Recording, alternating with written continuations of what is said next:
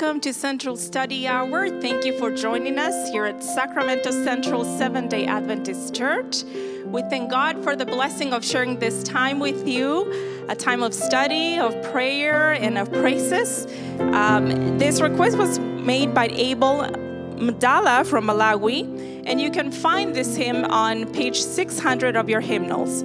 Hold fast till I come. We'll be singing all verses.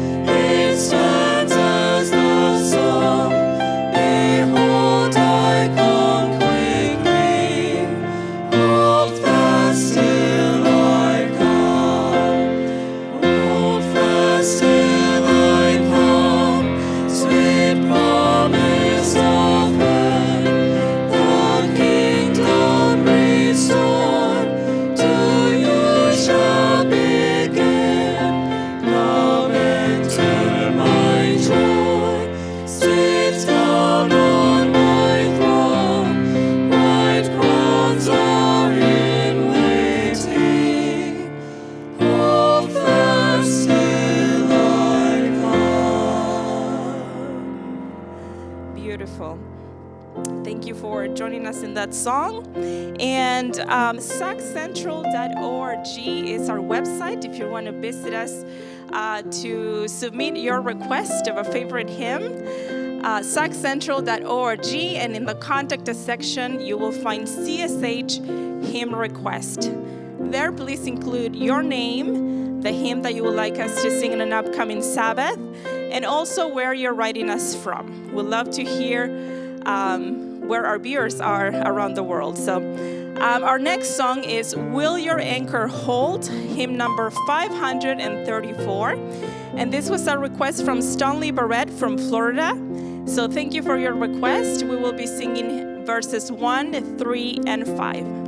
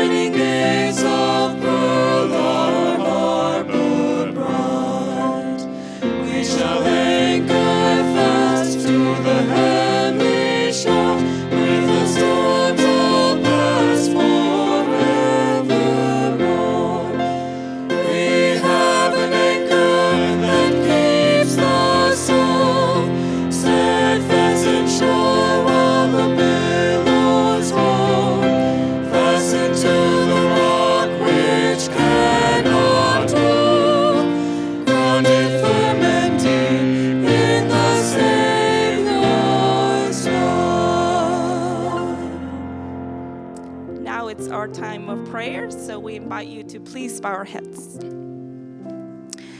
Dear Heavenly Father, thank you for being our anchor. Thank you for giving us that promise that if we hold until you come, if we are faithful, if we follow your word, that you are soon to come and give us our reward. Thank you for your sacrifice. Thank you for blessing us every week and every day. And thank you for bringing us here to study your word today. We love you, and we ask that you stay with us as we study and that your Holy Spirit works in us. In Jesus' name we pray these things. Amen. Today we continue with our study on the book of Genesis. We will be studying lesson number 6, the roots of Abraham. And this morning our lesson will be presented by Pastor Fred Dana. We wish you a blessed study.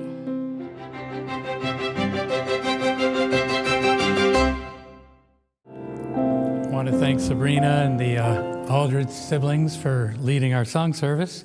I want to welcome each of you to Central Study Hour. And I want to welcome our live streaming audience and anyone else that catches us later on 3ABN Proclaim or our YouTube channel or however you're able to do it. We want to welcome you, and those of you that are sitting here in our sanctuary. We're glad you're here. We're studying lesson 6 in the quarterly on Genesis, and this lesson is called The Roots of Abraham. And if you're interested in receiving a CD or DVD of this lesson, call us at 916-457-6511 or email us at csh@saccentral.org. Ask for offer C22219, C22219. And make sure you leave an address and your name. And as long as you're in the United States, we'll get that to you without any problem. All right, so let's go right to the lesson. Roots of Abraham, you see the memory text here. By faith, Abraham obeyed when he was called to go out to the place which he would receive as an inheritance. And he went out not knowing where he was going. Isn't that interesting? Sometimes God calls people and he doesn't give them very many of the details. And if they're going to listen, they're going to go, and they get the details as they go. I have found that many times it works that way in my life. Have you found that to be the case? Sometimes 3 years later, you realize what he did, right? So let's go to Sunday. Sunday is about the first call to go. It's about Abraham's departure. Departure from where? All right, we say Ur of the Chaldees. Well, I want you to go to Genesis 11. We're going to start Genesis 11, and you'll see that there are actually 2 stages in this call. All right, Genesis 11, verse 31, the call to Abram apparently began when he was still living with his father. And so we see in Genesis 11:31, it says, and Terah, this is Abram's father, and Terah took Abram his son, and Lot, the son of Haran, his son's son, and Sarai, his daughter's son-in-law, or his daughter-in-law, his son Abram's wife, and they went forth with them from Ur of the Chaldees to go into the land of Canaan. And they came into Haran and dwelt there. So Terah, Abram's father, and he led the family out of Ur, and they stopped at Haran, and verse 32 says us that Terah died there. So apparently they had a sojourn in Haran. Maybe Terah's health was bad, and they decided to stay for a while and take care of him, and then he died. And then God comes to Abraham. He's not in Ur, he's in Haran. 12:1. Now the Lord said unto Abram, get thee out of thy country and from thy kindred and from thy father's house unto a land that I will show thee. Verse 2, and I will make thee a great nation. Last part of verse 3, in thee shall all the families of the earth be blessed. So Abram departed as the Lord had spoken, and the Bible says that he took Lot with him, and that Abraham was 75 years old when he departed out of Haran. So it's a little confusing to me, because the call to Abraham, he's in Haran, not Ur, but we always say he left Ur. Well, he left Ur with his father. So was his elderly father following him, or was he following his elderly father? The Bible doesn't say, but I think the elderly father was going with him, because that's the only way the story is consistent.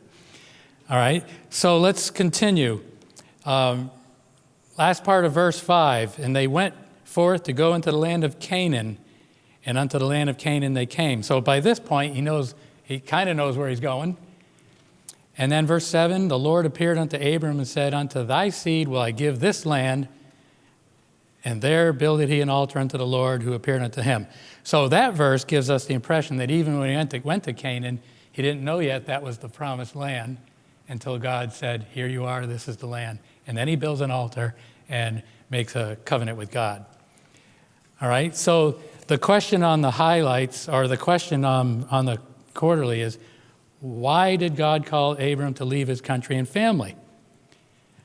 Well, if you're going to go by what's there in the Bible, the only thing you can say is God called him to a new land where he would make him a great nation and where he would bless him so that he could be a blessing to all the families of the earth. That kind of covers it, right? All right, now, the word go, go to, a land I will show you. The word go is a common word in the life of Abraham. But the author brings out that it isn't always the same Hebrew word. Sometimes the word go is just a word that means, like going from here to there.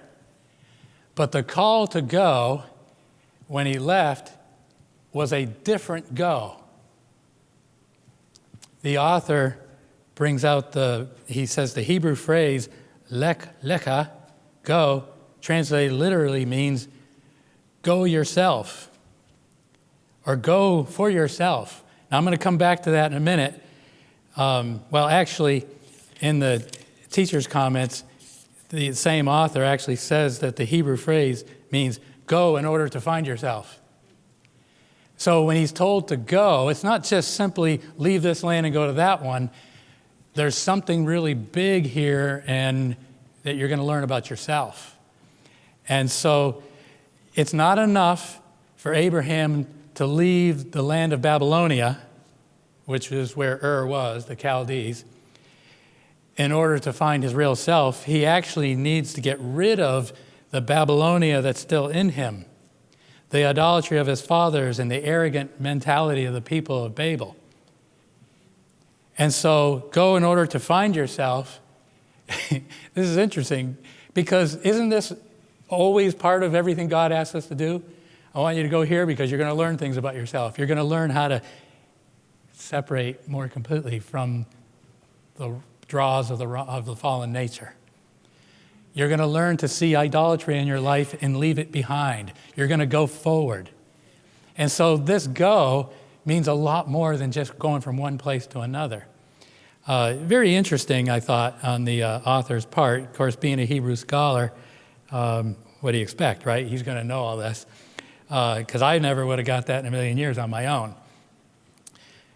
So Abram, in a sense, has to leave himself in his old ways, get rid of the part of himself that's attached to the Babylonian past. Do we still need that call to go? Now, here's another interesting thing.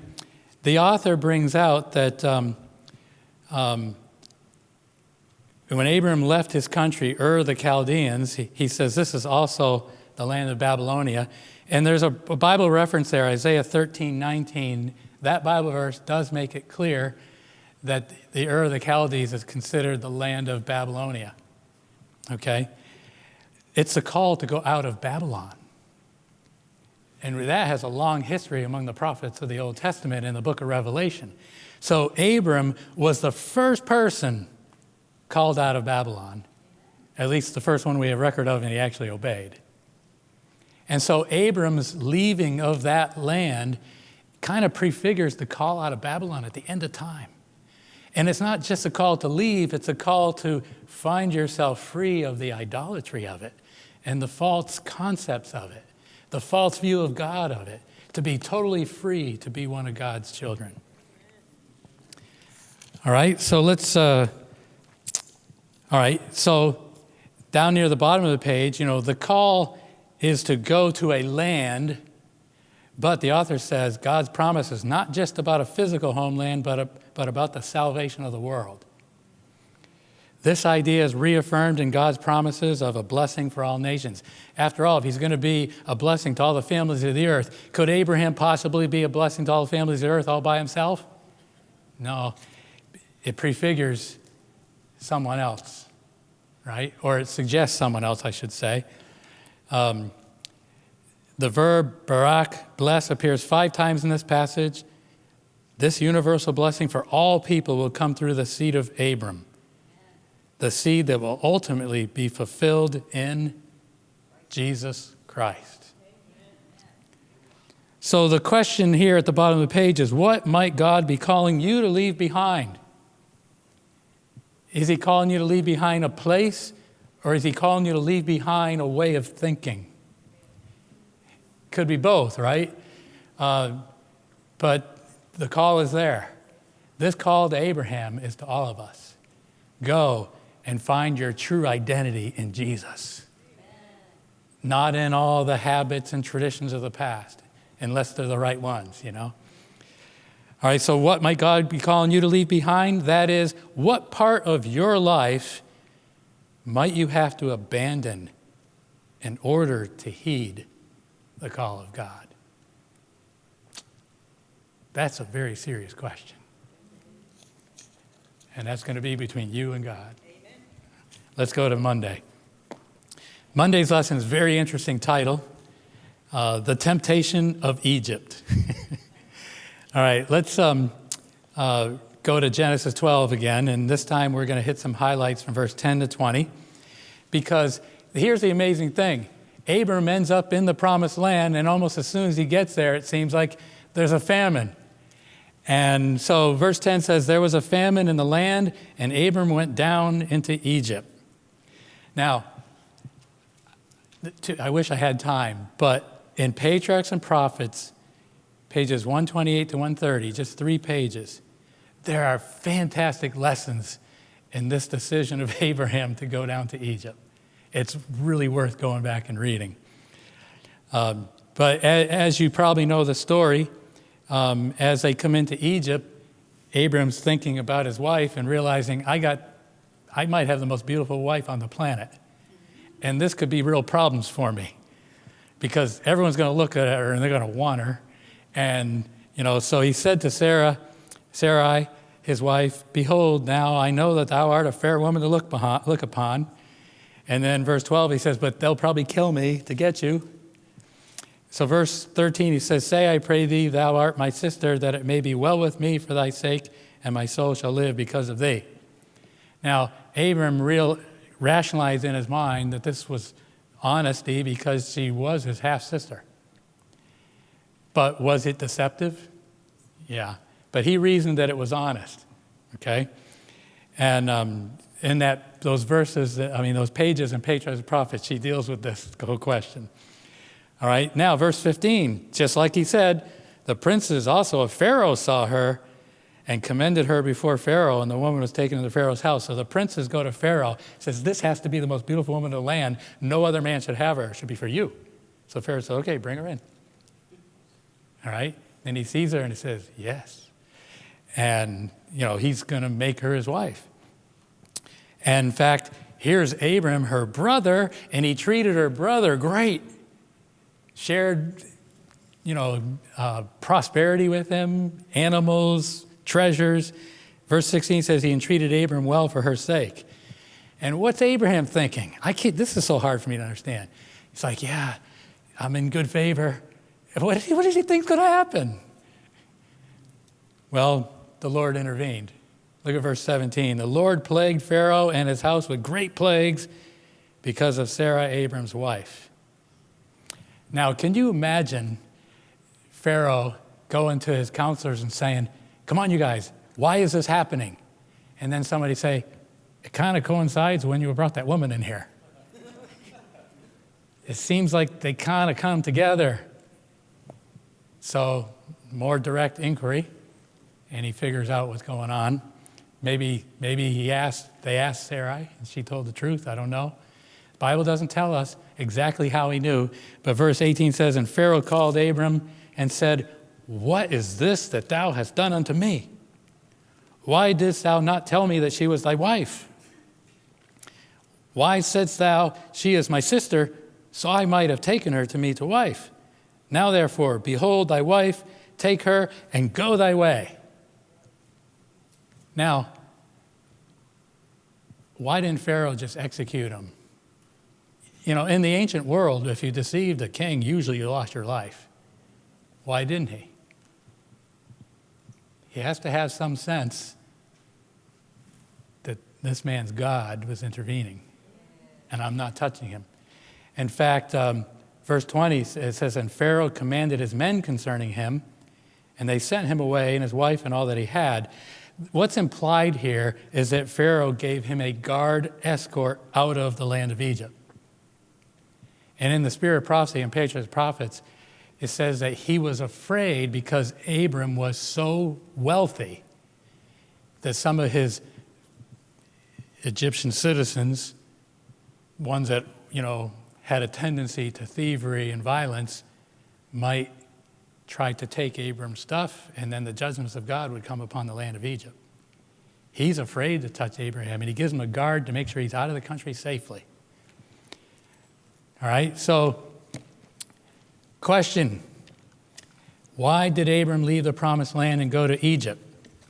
All right, read the first verse that we looked at. It says, "Due to a famine in Canaan, he thought it better to go to Egypt." There's a lesson in that. That's why you look at the title, The Temptation of Egypt. We'll come back to that in a minute. Well, did God lead him to go to Egypt? Never said that. Okay. Now, how did Pharaoh behave in comparison to Abram? Abram had been dishonest and tried to be crafty. Pharaoh was fair, he was honest, and he rebuked Abram for his dishonesty. Pharaoh is on the higher road here in some areas, maybe not in all. All right, now, going down, skipping a full paragraph in the narrative, it says, "The temptation of Egypt was often a problem for the ancient Israelites." Can you think of a time when Egypt was a temptation to them? There's a reference here for Numbers 14:3. You know what's in Numbers 14:3? The rebellion at Kadesh Barnea at the border. You remember when they said there's giants in land, we can't go in? What did they say? We should go back to Egypt. Nice climate, plenty of water. In fact, you could see water all the time. And here in this God-forsaken land, we're dying of thirst all the time. Well, they weren't really because they had water from a rock, but they were always worried about it. So Egypt always looked better. All right? So here's the thing. The author makes this point. Egypt thus became a symbol of humans trusting in humans rather than in God. And there's references here. You remember when Jerusalem was surrounded by the armies of Assyria during the time of King Hezekiah, and Rabshakeh was making a speech? You know what one of the things he said was? Don't rely on Egypt. You're all going to die if you do that. And the funny thing is, the prophets told them similar things many times. Don't, because in Israel there was sort of like a pro-Egyptian party versus, the pro-Babylonian party during the times of Jeremiah. Pro-Babylonian party was losing badly. And most people said Egypt can help save us from Babylon. And Jeremiah had to keep saying, don't look to Egypt. All right? So prophets warned them many times to stop trusting in Egypt. So now, let's think about Abram for a minute. Abram was portrayed as a man of faith who left Ur in response to God's call. Now Abram leaves the promised land by himself of his own volition because there was a famine. He made the choice to go. Why did he do that? As I mentioned, Egypt was where water could be seen almost no matter where you were, you could see water. Faith was not so necessary there, for the promise of the land was immediately visible. It was fertile. And so Abram's looking to Egypt was kind of, in a way, a portend or almost even a living prophecy of the problems Israel would have all through their future.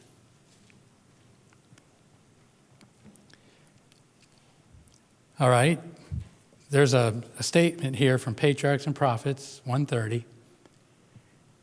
During his stay in Egypt, Abraham gave evidence that he was not free from human weakness and imperfection. In concealing the fact that Sarah was his wife, he betrayed a distrust of the divine care, a lack of that lofty faith and courage so often and nobly exemplified in his life.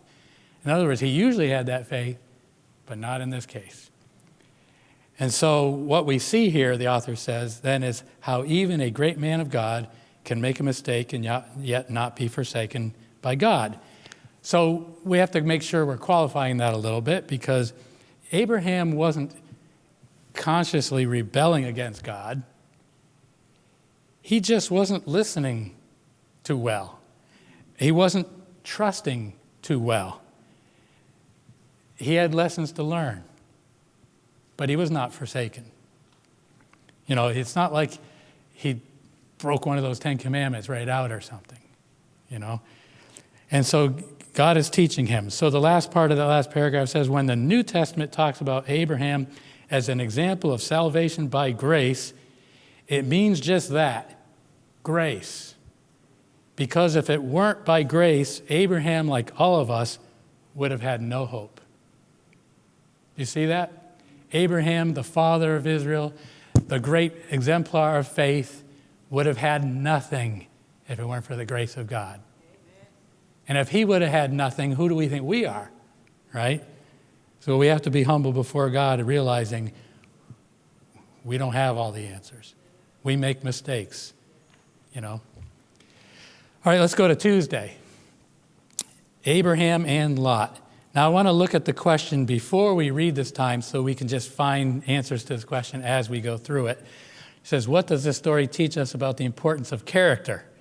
So let's look for answers to this question as we go through Genesis 13. All right, verse 1, Genesis 13. And Abram went up out of Egypt, he and his wife and all that he had, and Lot with him into the south. So he's left Egypt, he's going back to the promised land. Verse 2, Abram was very rich in cattle and silver and in gold. Verse 3 tells us he went on his journey to Bethel. Verse 4, really important verse, unto the place of the altar which he had made there at the first. And there Abram called on the name of the Lord. In other words, the detour is over, both physically and spiritually. He's back worshiping God at the altar, calling on the name of the Lord. He's back on track, okay? Verse 7, and there was strife between the herdmen of Abram's cattle and the herdmen of Lot's cattle. Verse 8, Abram said unto Lot, let there be no strife. And verse 9, very revealing of who kind of man Abram is. Is not the whole land before thee?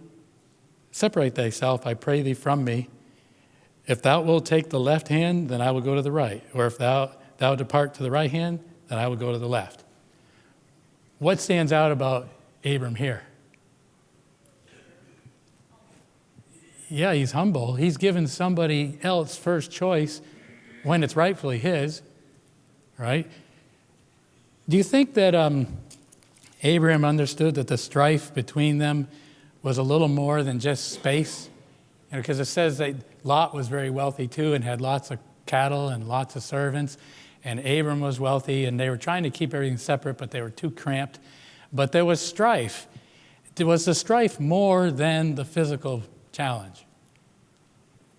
You know, when we see the way Lot makes his choices, we know that the seeds of those bad choices was already present. And it could very well be that the administration of Lot's family and servants was done on a different spiritual plane than Abram's. And Abram says we have to separate, not only to solve a physical problem, but we have a bigger problem than that. How can two walk together except they be agreed, right? So anyway, Lot is given the first choice by Abraham's generosity. Verse 10, Lot lifted his eyes and beheld all the plain of Jordan, and it was well watered everywhere. And it said it was like the land of Egypt. Verse 11, then Lot chose him all the plain of Jordan, and Lot journeyed east, and they separated themselves one from another. So Abram stayed in the hills. Lot took the fertile plains. Verse 12, middle of the verse says, Lot dwelled in the cities of the plain and pitched his tent towards Sodom. Verse 13 says the men of Sodom were wicked. In verse 14, now the Lord comes to Abram to speak to him. He says, lift up now thine eyes and look from the place where thou art northward, southward, eastward, and westward. For all the land which thou seest, to thee will I give it, and to thy seed forever. Verse 7, he says, walk through the land. This is the land I will give you. Verse 18, he settles in a place called Hebron. All right, so the question was, what does the story teach us about the importance of character? Abraham shows some character here, right? So the author brings out some really valuable thoughts here. In the second paragraph says, Abram's connection with God already shows in his relationship with people. And shouldn't it? Right? In the way that he handles the problem with Lot, his nephew, concerning the use of the land, it is Abram himself who proposes a peaceful agreement and allows Lot to choose first.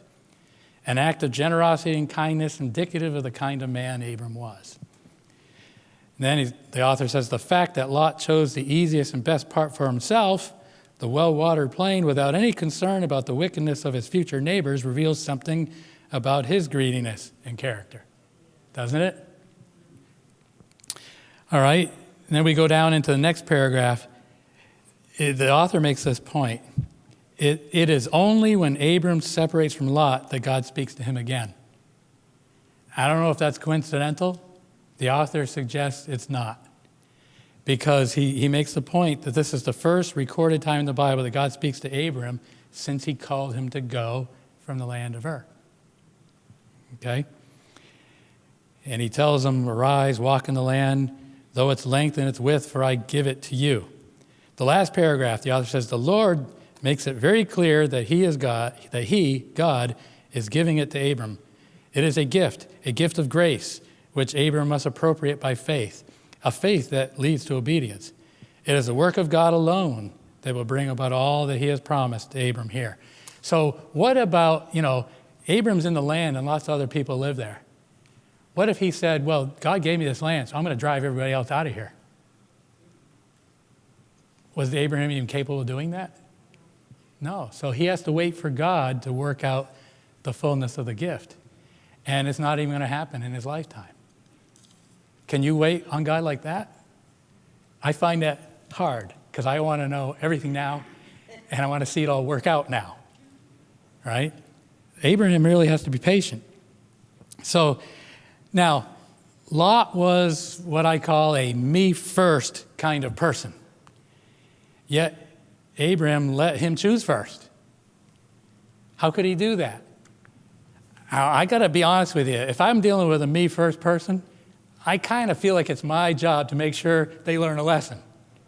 You're not going first. You have to learn to wait. Abram didn't do that. So I'm thinking, how could he do that? He didn't try to fix Lot.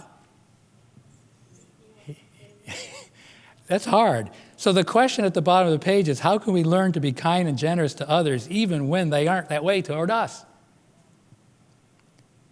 It doesn't come natural, does it? Does it come natural to you to let someone who annoys you or someone who's selfish get first dibs? I grew up, a big family. Trust me, none of us could do what Abraham did. We fought over everything. All right, let's go to Wednesday. The Babel Coalition. This is interesting. Why is he calling this the Babel Coalition? This is Genesis 14. All right, it says, and it came to pass in the day of Amraphel, king of Shinar. Do you know where Shinar is? You know, back in the book of Daniel, that image they all bow to was put on the plain of Shinar. Shinar is in Babylon, okay? Or Mesopotamia. And so this Amraphel, king of Shinar, is a king of Babylon. And Arioch, king of Elasar, and Chedorlaomer, king of Elam, and Tidal, king of nations. That sounds pretty all-encompassing. That these made war with Bera, king of Sodom, and with Bersha, king of Gomorrah. And then it mentions the king of Admah and Zeboim and Zor. So there's 5 Canaanite cities here. And verse 4 starts to give us a clue why this war is going on. It says, 12 years they served Chedorlaomer, and in the 13th year they rebelled. All right, what that means is these Canaanite kings were subject to Chedorlaomer, one of those kings from the north. They were vassal states to a superior nation, so they paid taxes. And so in the ancient world, rebelling usually meant they didn't make the payments. They said, we can't keep making payments. They just keep asking for too much. And so they just refused to pay their tribute on the 13th year after 12 years of doing it. And verse 5 says, in the 14th year came Chedorlaomer and the kings that were with him. And the next 3 verses describe all the peoples they conquered on their way down to Canaan. And verse 8 says, and there went out the king of Sodom and the king of Gomorrah, the king of Admah, of Zeboim and Zor, and they joined battle with them in the vale of Siddim.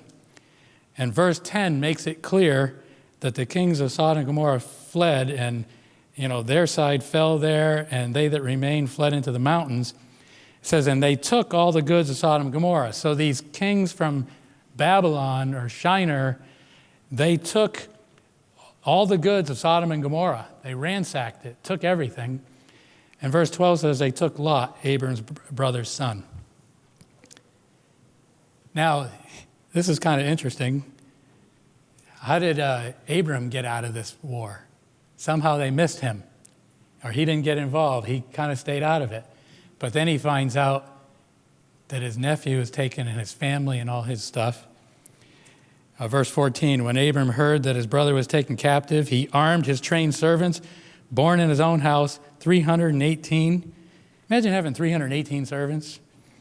And pursued them unto Dan. Now, I don't know about you, but 318 doesn't sound like a very big army. But maybe way back in ancient times when there was mostly cities fighting against cities, maybe this was sizable, I don't know. Verse 15 says he divided himself against them, he and his servants by night, and smote them. So it's not clear what his strategy is here. He has some type of strategy, breaking up into smaller groups, apparently with smaller surprise attacks in the night.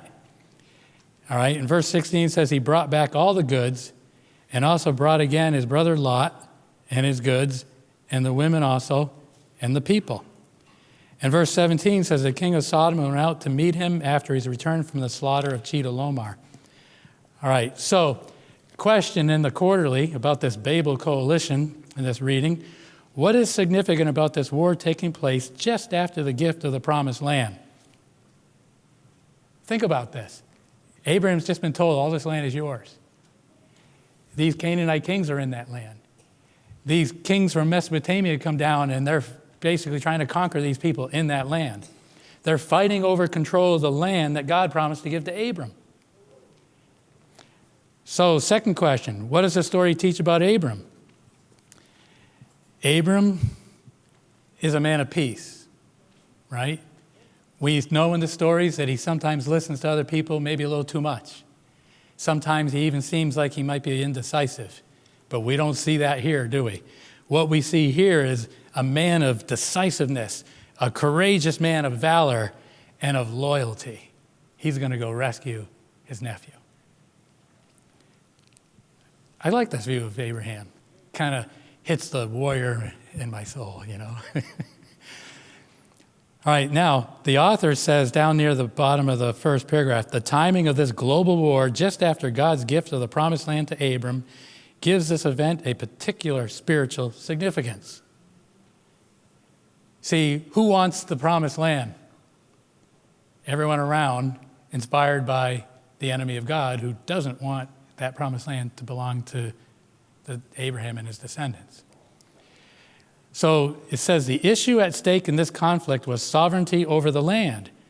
Ironically, the camp of Abram, the truly interested party, because he is the only true owner of the land, is the only force that remains outside the conflict, at least at first. The reason for Abram's neutrality is that for Abram, the promised land was not acquired through force of arms or through the wisdom of political strategies. You know, that's why I asked the question before. This was Abram's land. What's he supposed to do? Just drive everybody out of it? Or use some political maneuvering to get control of it? And Abram understands that God's kingdom is not built on force. And so he's going to wait for God to work out his will. So Abram's kingdom was God's gift. The only reason Abram will intervene is the fate of his nephew Lot, who was taken prisoner in the course of the battles. This is kind of an exciting story. Here's an excerpt from Patriarchs and Prophets. Abraham, dwelling in peace in the oak groves at Mamre, learned from one of the fugitives the story of the battle and the calamity that had befallen his nephew. He cherished no unkind memory of Lot's ingratitude. All his affection for him was awakened, and he determined that he should be rescued. Seeking first of all divine counsel, Abraham prepared for war. So he didn't go into this war without knowing God was going with him. And that's why it turned out so well, of course.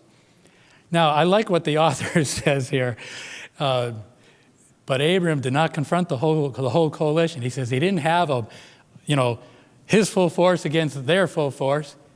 He says, in what must have been a quick and nocturne commando operation. I like this. I never really pictured Abram leading a quick nocturne commando operation. That sounds more like Hollywood, right? So anyway, Lot is saved. Thus, this faithful man of God also showed great courage and fortitude. No doubt his influence in the region grew, and people saw the kind of man he was and learned something more of the God whom he served. So the question at the bottom of the page, what kind of influence do our actions have on others? See, in Patriarchs and Prophets, there's, I think it was page 127 or 128, she was describing how when he would move around and build these altars, people were getting curious, what kind of man is this? What kind of God does he serve? And that he had many opportunities to meet people and talk to them, and he was having this godly influence in Canaan. And then when the story comes out of how he took his men and they went up and did that, the people are saying, how could he possibly have prevailed against 5 kings? And they say, he's got a great God. And so Abraham's influence became even greater in the land. And so the question is, what kind of influence do our actions have on others? Should we be concerned about that? What kind of message are we sending about our faith by our actions? What do people see? What do they wonder when they watch us? I'm fearful they don't notice anything. But maybe something can be done about that. Like, who am I? You ever wonder, well, who am I? No one's watching me. You'd be surprised. Because the Holy Spirit will prompt people to see the actions of people of faith, even if they don't know it. All right, let's go to Thursdays. The tithe of Melchizedek. All right, so we're going to get the rest of Genesis 14 here. Genesis 14, verse 18. And Melchizedek, king of Salem, brought forth bread and wine, and he was a priest of the Most High God. Now, bringing forth bread and wine, what does that remind you of? It reminds you of communion, right?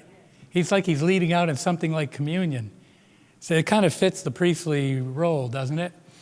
All right, but the question is, how does this Melchizedek suddenly appear out of nowhere?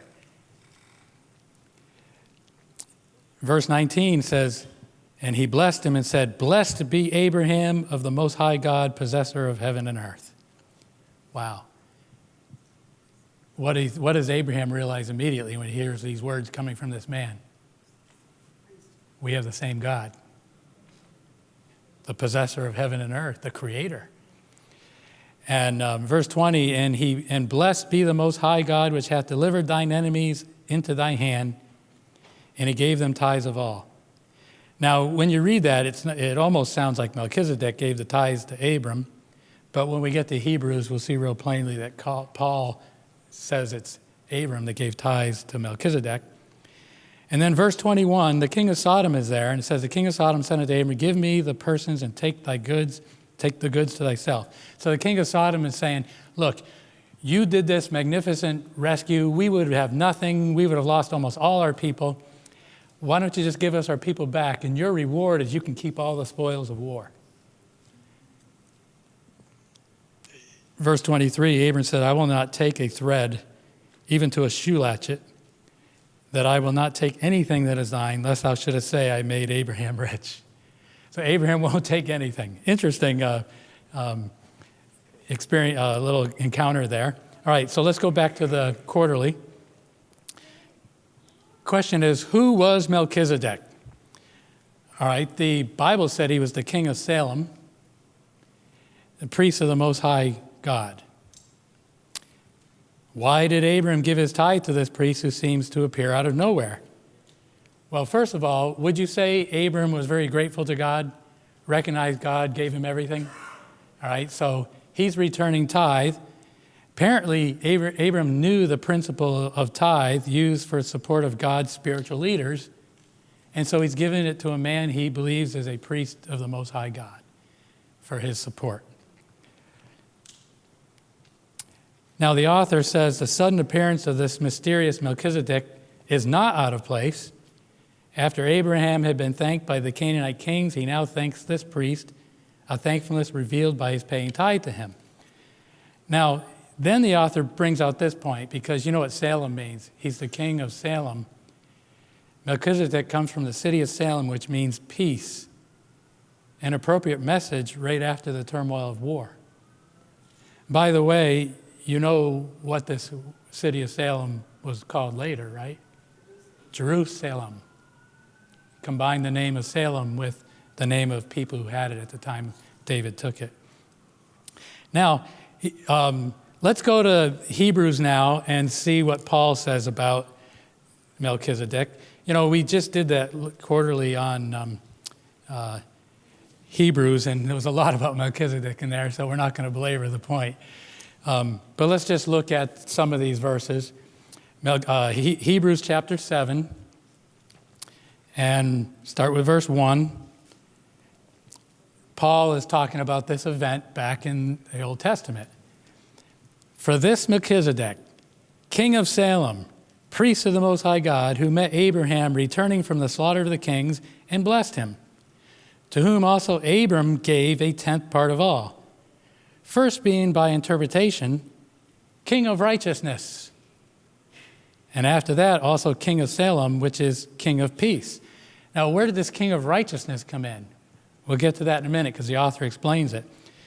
And then verse 3, without father, without mother, without descent, having neither beginning of days nor end of life, but made like unto the Son of God, abideth a priest continually forever. And many people have taken that verse to think that Melchizedek was a supernatural being. But all it's really saying is there was no record. There's no record in history of his ancestry. And there's no record of his death. And so he says he's like the Son of God, abideth a priest continually, because Jesus doesn't have an ancestry that can be defined in human terms, and Jesus does not have an end. And so Melchizedek fits. It's kind of like Melchizedek prefigures Christ, the priest of the Most High God. Verse 4, now consider how great this man was, unto whom even the patriarch Abraham gave the tenth of the spoils. And verily, they that are the sons of Levi, who receive the office of the priesthood, have a commandment to take tithes of the people according to the law that is of their brethren, though they come out of the loins of Abraham. But he whose descent is not counted from them received tithes of Abraham and blessed him that had the promises. So Paul, of course, is making the distinction between the Levitical priesthood versus this priesthood of Melchizedek. And he says that Christ's priesthood is like Melchizedek. And he didn't have to be a son of Aaron or a son of Levi to be a priest. And so here's the question. Remember it said he was king of righteousness?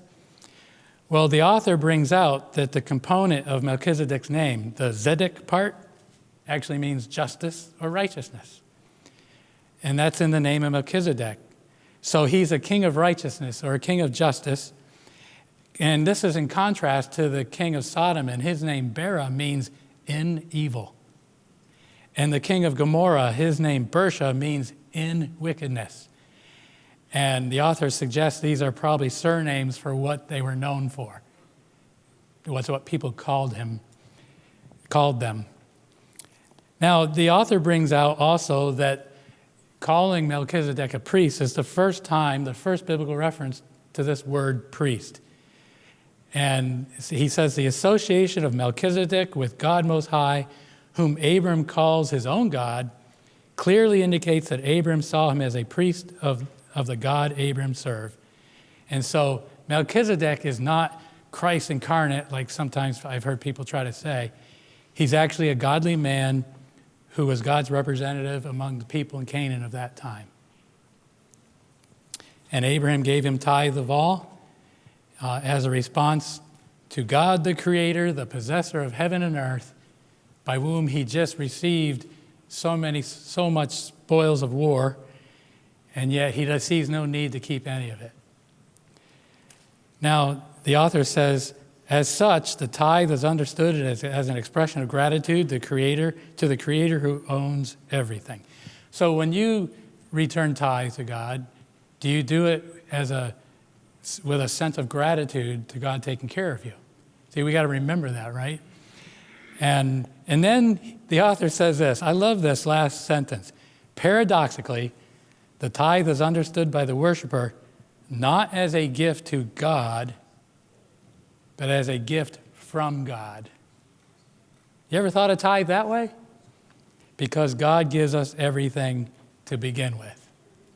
So we're just giving him back a token that shows our appreciation that he gives all, that he takes care of everything. So question at the bottom, why is the act of returning tithe a powerful indicator of faith, as well as a great faith-building act? Well, when we return tithe, doesn't that show faith in God as the creator and owner of everything? Yeah, it does. And, returning tithe, especially when you're concerned about how you're going to make ends meet, that takes faith. And as God takes care of you, it doesn't necessarily make you have luxury, but as he takes care of you, your faith grows. So tithe is a faith-building relationship thing. All right, now let's look at Friday. Why did God make the children of Abraham his chosen people? And how can we be his chosen ones? See, Abraham's the father of the chosen people, right? So how can we be chosen today? This quote here, the first paragraph says, Christ's church is to be a blessing, and its members are to be blessed as they bless others. The object of God in choosing a people before all the world was not only that he might adopt them as his sons and daughters, but that through them he might confer on the world the benefits of divine illumination. When the Lord chose Abraham, it was not simply to be the special friend of God, but to be a medium of the precious and peculiar privileges the Lord desired to bestow upon the nations. He was to be a light amid the moral darkness of his surroundings. And what about us? What should we do with God's blessings? And we don't have time to read all this, but I want to go to the bottom paragraph. Do you shine as living stones in God's building? We have not the genuine religion unless it exerts a controlling influence upon us in every business transaction. We should have practical godliness to weave into our life work. We should have the transforming grace of Christ upon our hearts. We need a great deal less of self and more of Jesus. And that brings us to the close of the lesson. If you're interested again in receiving a CD or DVD of this lesson, call 916-457-6511 or email us at csh@saccentral.org. Ask for offer C22219. Thank you so much for joining us today, and may God richly bless you and guide you. And enjoy the cantata that's coming.